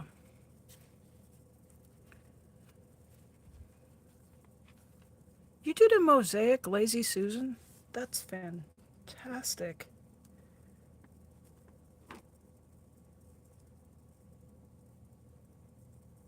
Yeah, my brain just had to take that in because I don't think I've ever imagined a mosaic to Lazy Susan. But now that you say it, I don't know why you don't have one. That sounds fantastic. Yeah, we had some really it was just really kind of a decent day. I kind of towards sunset. Like I didn't hear from any of my family as per usual on the holiday, and you just tried to kind of lay low and keep busy, not think about it too much because it just sort of heartbreaking. But late in the day, I opened the window in the kitchen and the sun was setting in the sky. I did it went well. Those are really some beautiful pastel Easter egg kind of colors in the sky, and made a beverage and went and stood on the deck for a while. And uh, April's funny in Oregon. It could just be absolutely storming and slamming down rain, or it could be the kind of day that makes you wonder where your shorts are. Where are my cargo shorts and my sandal Birkenstocks? you know, you start to, it's not winter when it's winter in Oregon. This is how you can tell it's winter in Oregon because we wear socks with our Birkenstocks, and then spring and summer, no socks. Uh,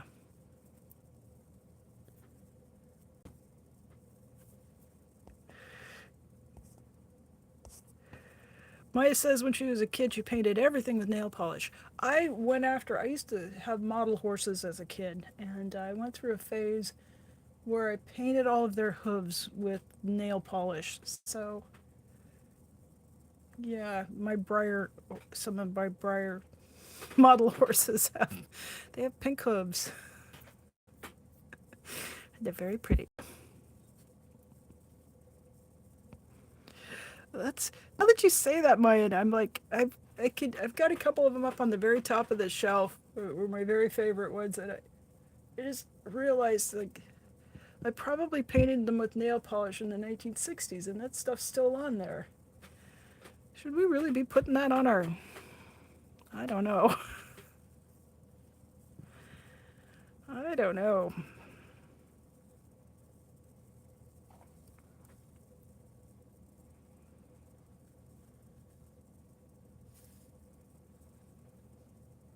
When I was still working, it was used to do the hair, the the permed hair of the 80s, and the makeup and all of that, and we all did our nails. I suppose there was a salon somewhere that did manicures, but back then we did our own. We did our own, and I used to refer to that look as state worker head, government employee head. You know the one? Poofy hair and lots of blush. This is more crap you don't have to do when you're old. If you get old and cantankerous, you don't have to be pretty anymore.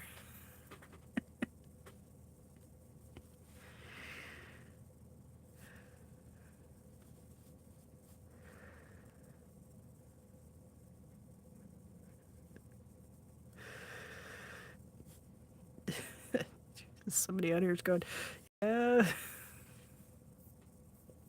Might be a reason why your family leaves you the hell alone. I have abandoned conformity in my middle age for sure.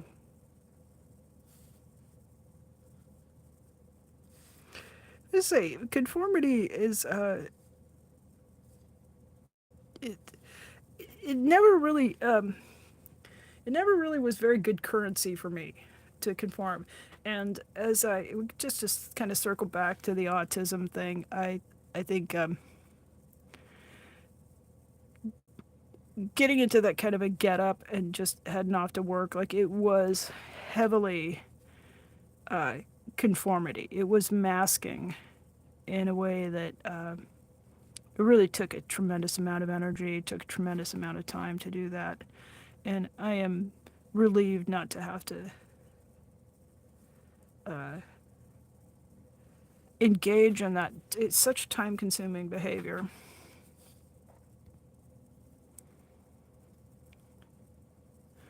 Like now, if I go to the grocery store, I'm like, okay, I'll brush my teeth, I'll brush my hair, I'll put on a clean t-shirt. It doesn't seem to make too much difference. I could get the job done with just doing that.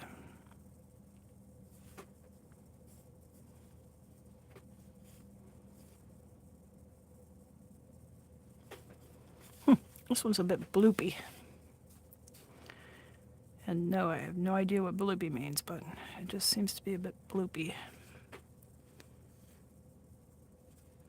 Okay, go now. When I get to the edge, we'll take the painting out from underneath so I don't just draw right off the edge onto the painting.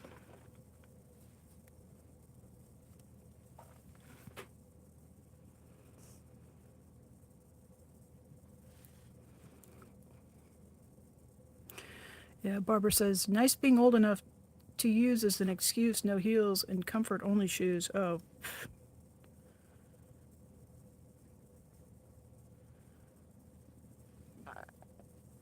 I think there was a stretch of time where I didn't have a pair of shoes that had under a 2.5 inch heel. That was just how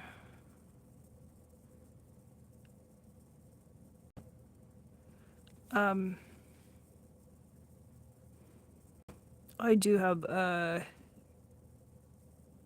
so I'm gonna be careful about this because I tend to just blurt it out and people go, oh my god, what are we coming up? What is this? 26 years? 27 years. 1998. What's 25 minus? You do the math there, whatever it is. Since I had that bone tumor, and after the bone tumor, then I had a leg length discrepancy. So that leg with the broken femur, after they fix it, is shorter. And before you go, oh, or feel sorry for me, like I'm really grateful because I still have a leg. And then all of the physical therapists and all of the orthopedic doctors will say, like, you don't wear heels anymore when you have a leg length discrepancy. Yeah, you don't exacerbate that by wearing high heels because the mechanics of how you walk, it just transfers if you take a step on a leg that's an inch shorter, you're like, your pelvis is off kilter, so your hips are impacted differently, and your lower back is, 3 back surgeries later, I'm, now very much more careful to, put the lift in the shoe and do the thing. But no, I don't ever have to wear high heels again. So, I mean, I'm not saying it's your way to get out of high heels, but I do try to, look on the bright side. Sorry, that was dark. Well, you did just such more. I'm convinced Norwegians are just more sensible than the rest of the world.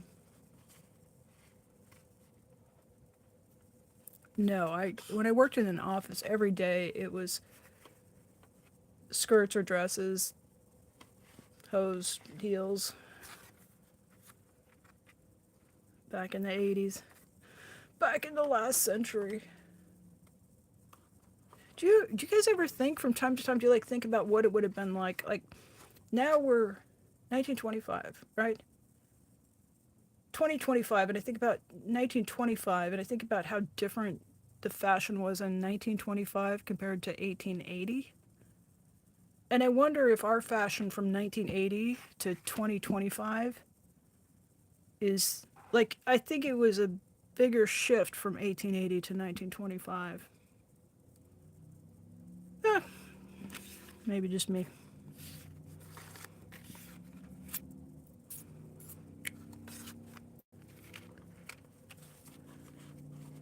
Because from 1925, and you think about kind of the flapper style, and you think back to the crazy restrictive garments that they wore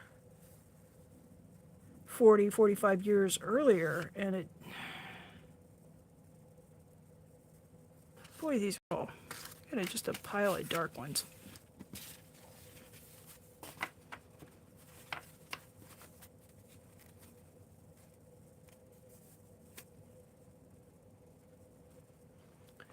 Yeah, so question is heels on one foot. No, I took my cowboy boots to a cobbler and had him actually put in. They took a half an inch out on the tall side and they added a half an inch to the short side, so it evens out. So when I'm wearing my cowboy boots, I walk straight, which is kind of goofy because usually when you're wearing cowboy boots, you walk a little wompity. I mean, your average you watch a cowboy walk, and I sometimes wonder if you see cowboys and they seem to have a hitch in their get along, and maybe it's the cowboy boots that make a cowboy interesting to watch as they walk down the street.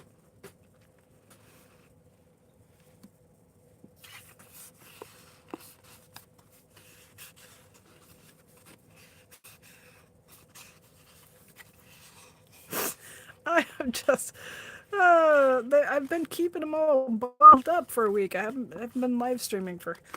I fell off of it. I kind of needed to take a break. I was getting tangled up and stuff, and just needed to kind of recalibrate and then it's difficult to get back in the swing of it. So,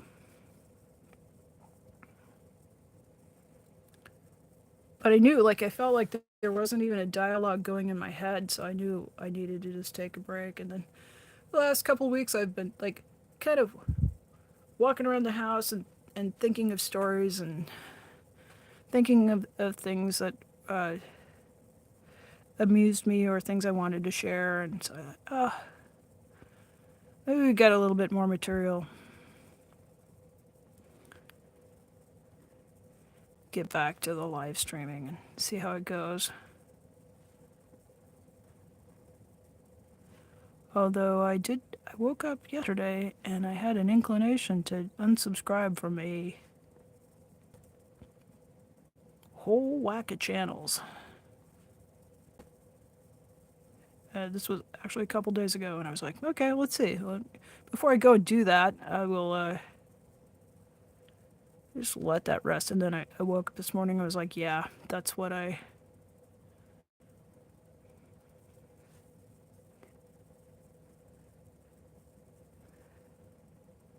I've just been whipsawed back and forth too many times over too much stuff, and I'm watching people be mean for the sake of being mean, and other people doing. It's just like I don't need it. I'm not. I've been offering contributions and help, and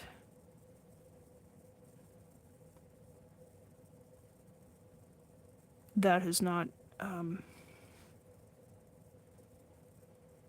Let me think here. Let me think before I blurt. That has not been a fulfilling enterprise for me.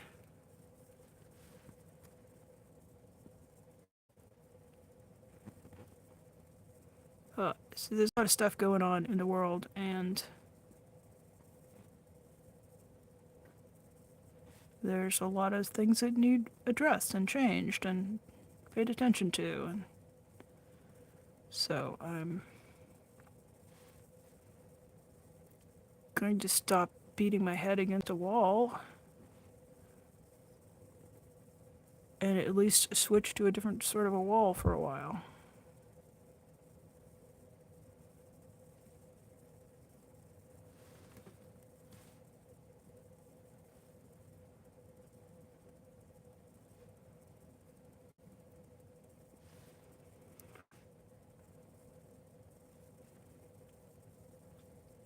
So I've seen a little bit of good come of some of the things that I've been able to contribute, and I've seen some other things just absolutely get twisted around and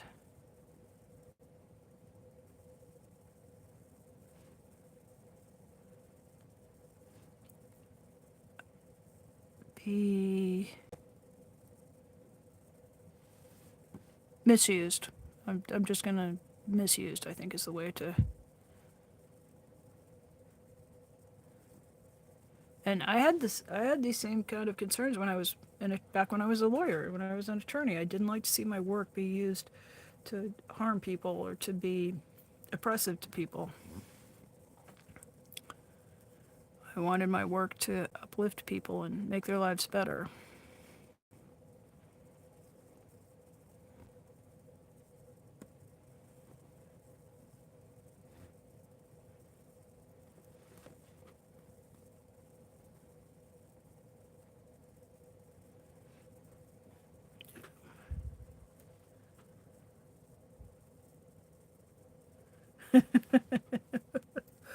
Oh, what did you say, mine? I have to go back and check here.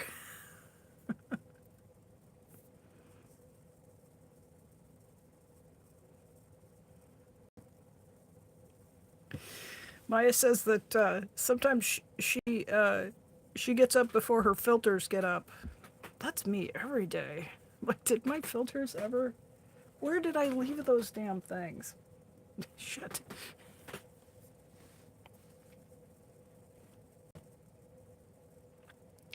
This little square, boy, it's been through it. It started out, it was some watercolors from a palette that was a very vintagey palette from maybe the 50s or 60s. And then it's probably been kicking around on the bench for 5 or 6 months here. It's finally getting its pebbles, and they are chaos pebbles.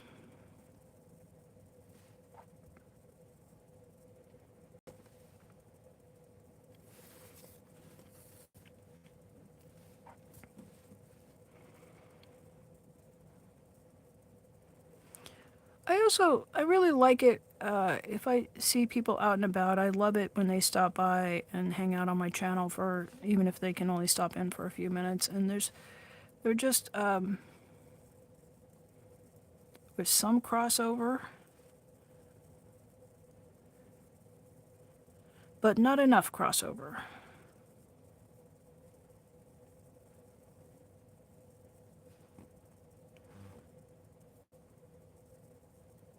And for me, I found that to be depleting.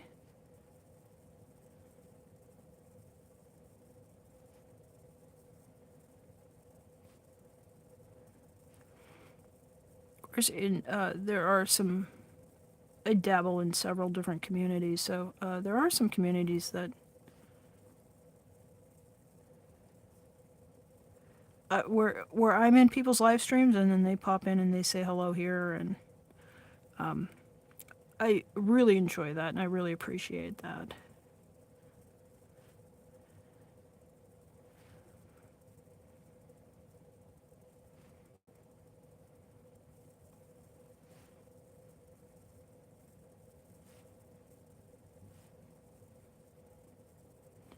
But I think some communities have quite a few participants who are not also live streamers, where the chat are, that's their the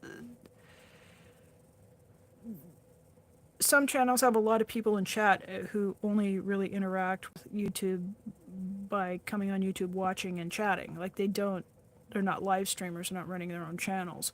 And that was kind of cool when I was just consumed YouTube by watching and chatting. But then once I started live streaming, then I think like that shifted a little bit, and I really started to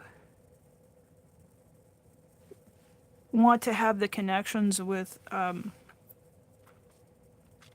like if I'm chatting with somebody in a live stream, like I also like I want to hang out with them here, I want to hang out with them on their channel. And in some communities, the art community and the woodcrafters community, the fishing community, like there's a lot of moving around, and you see the people in the same people in lots of different places, and there's some reciprocity that goes on that I really appreciate. And then we've got some other corners of YouTube where there's not any cross pollination or people mutually supporting each other. And that for me, that's really kind of an important part of being involved in YouTube. So I feel like I want to cultivate more of that, because that to me means then there's going to be more creativity, more making, more art in the world, and more artists, more people engaging in creative work. And that's always, to my way of thinking, that's always going to be a good thing.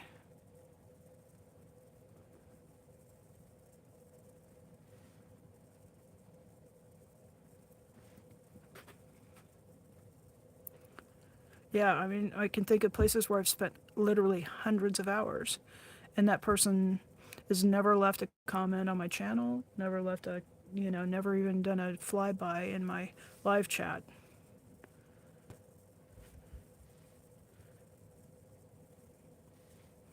And it's neither, I'm not saying it's good or bad, I'm just saying it's like a different lane of travel on this platform. And when I did begin to find people who were operating in a more reciprocal way and being supportive to one another, like that just felt very differently than interacting in other ways. So I'm just going to go where it feeds me. And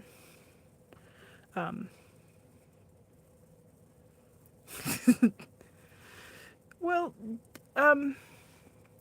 okay, I called it cross-pollination, and then other people may see it as egging you on to buy more art supplies, Maya.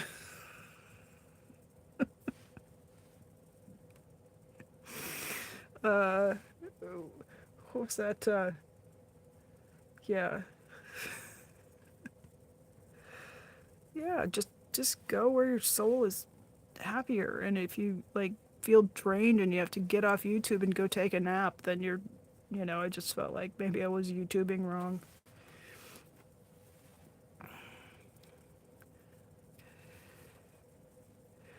These guys turned out really cool. I want to walk on the beach where these pebbles are. Can you guys see this guy? It's kind of subtle, but there's almost this sort of rainbow to these pebbles that's sort of fun.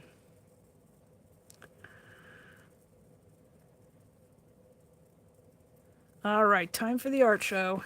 I was just aiming for 2 hours. We just slipped right over it, so yeah. We've got a couple of little drawings in. Let's take another look and see. We made a little bit of progress on this bad boy. Get the good side up here. Yeah, that's looking a little better. They just needed some more definition. I think I might tape this one down and actually bring in a little bit more paint now that I can kind of see where it wants to go. But thank you everybody for spending time. Thank you, Maya, for hanging out and moderating. Always, always pleasure to have you here. What the heck, we'll throw up a little bonus art show here. We've got some new subscribers today. Thank you so much if you're a new subscriber. If you're a returning subscriber, really appreciate it. It was good to see. So a couple of old friends came in. Yeah, this one got, see, this painting got cranked out. This one I did in a day. And I just can never tell, like sometimes they'll just take weeks and sometimes they just come together. This one took a couple of days. Just experimenting with that bold line. This one's from not too long ago. And this one was just a sketch. I went really crazy with the, for me, really, really bold with that wide line, so. Yeah, I get to come in and talk art supplies. That's the way we like it. So thanks everybody for the chat and the creative support. Yeah, I love your comments. Appreciate those likes, all that good YouTube stuff. We're gonna wrap it up tonight. I thank everybody just once again. It was so good to see you again, Barbara. Yeah, we had Gail. We hadn't seen Gail in ages, so very nice. And I'm dragging my feet with the transition. But thank you, everybody. Go make some art and enjoy the spring weather. And we'll see you soon. Bye.